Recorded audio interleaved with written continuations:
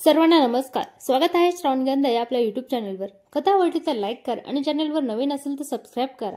तुझं माझं जमेना तुझ्या अचून कर्मेना भाग 29. अर्जुनने गाडी सुरू केली. मायाने तिरप्या नजरेने त्याच्याकडे बघितले. त्याचे डोळे किंचित लालसर वाटले. विचारू इतका? तिने मनात विचार केला. नकोच, ती कटकट कोण ऐकणार? त्याचा विचार सोडून तिने खिडकीबाहेर बघितलं. तिचा कॉलेजचा रस्ता नव्हता हा. तिने त्याच्याकडे बघितले. तो परत निर्विकार झाला होता. अहो, त्याने तिच्याकडे बघितलं. ती नजर बघून ती थिजली. काय? हा माझ्या कॉलेजचा रस्ता नाहीये. मी सांगू का? तिने धीर करून विचारले. मला माहीत आहे. त्याने नजर परत रस्त्यावर ठेवली. आता मात्र तिने तोंड बंद ठेवायचं ठरवलं.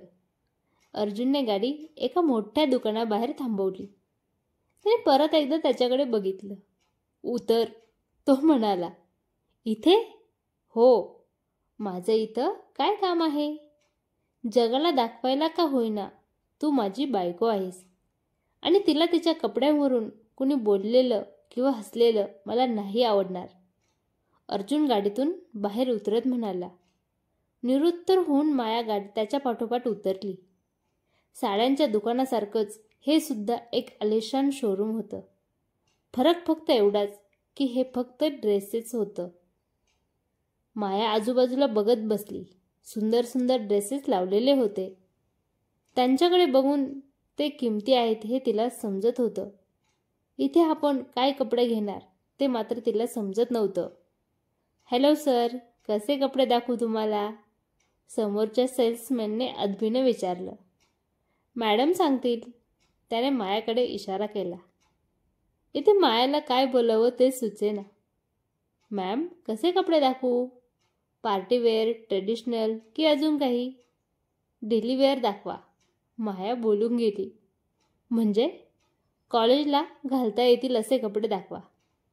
कॉलेज म्हणजे जीन्स टॉप असं काही हवं आहे का? नाही, घालता येतील असे साधे ड्रेस हवेत. सेल्समॅनने अर्जुनकडे बघितलं. तो डोक्याला हात लावून बसला होता. खांदे उडवत त्याने ड्रेस दाखवायला सुरुवात केली. मायाने ड्रेसची किंमत बघितली. तिने औंढा गेला आणि हळूच अर्जुनला हाक मारली. काय झालं त्याने विचारले. किती महाग आहेत हे. बाहेर घेतले तर एका ड्रेसच्या किमतीत 4 ड्रेस येतील. ती हळूच बोलली. तू सध्या पैशांची काळजी करू नकोस, फक्त ड्रेस निवड. अर्जुन म्हणाला.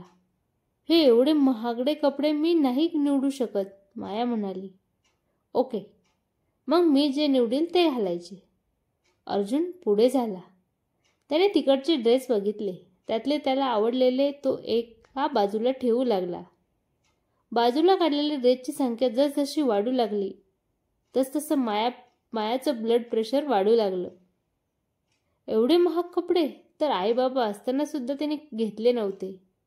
तिने परत बोलायचं धाडस केलं. हो, खूप झाले कपडे.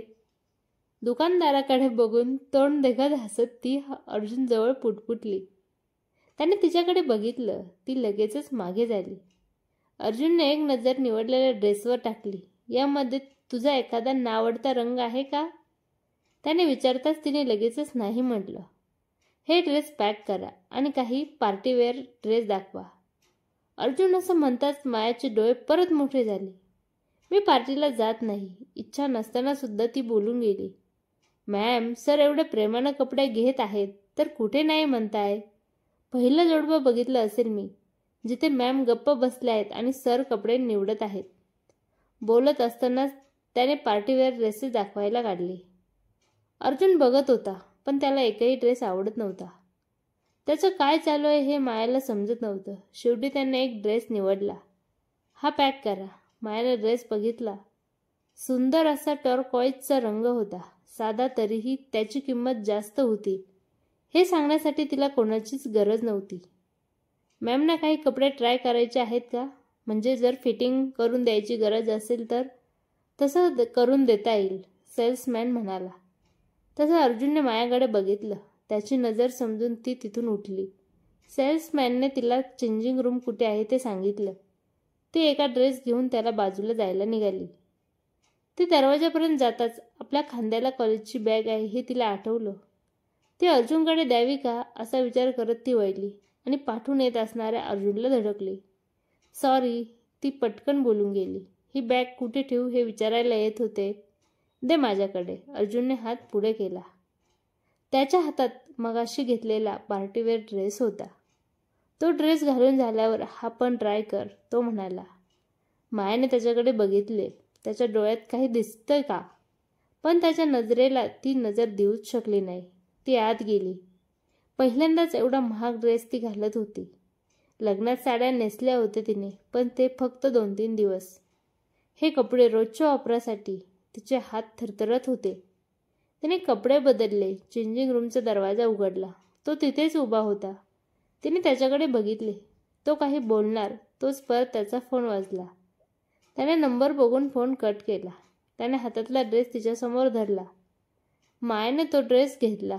तिची अपेक्षा होती की घातलेला ड्रेस कसा दिसतो आहे यावर अर्जुन काहीतरी बोलेल, पण तो न बोलल्यानं ती थोडी नाराज झाली.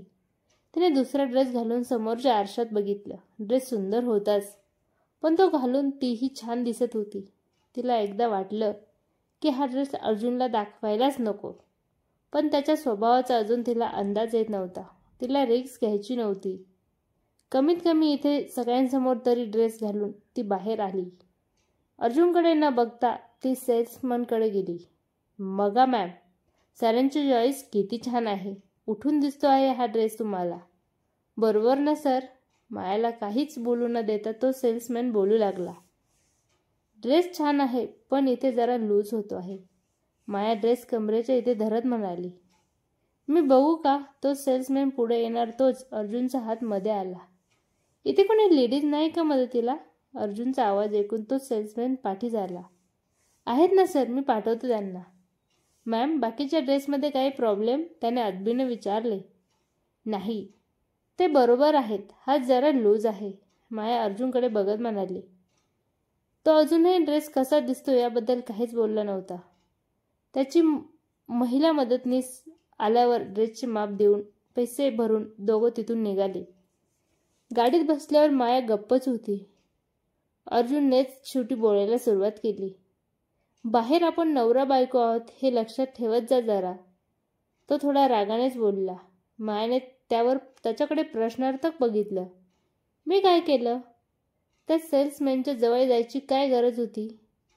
मी कोणाच्याच जवळ गेले नाही. मी फक्त त्याला सांगितलं की ड्रेस लूज होतो आहे. आणि सगळे नियम फक्त एकतर्फीच असतात का? मायाने विचारले. म्हणजे? सर्वसाधारण नवरा जेव्हा बायको नवीन कपडे घालते तेव्हा ते कसे दिसतात ते सांगतो. नाक उडवत माया म्हणाली. ते सांगायची काय गरज आहे? डोळ्यात वाचता येत नाही का? अर्जुन बोलून गेला.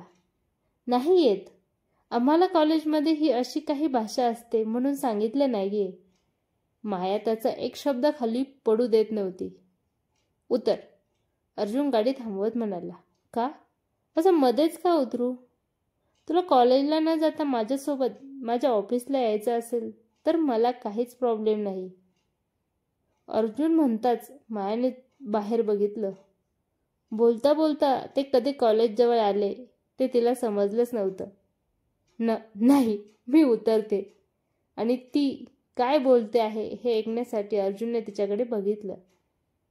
थँक्यू, पण या कपड्यांचे पैसे मी तुम्हाला परत कसे देणार?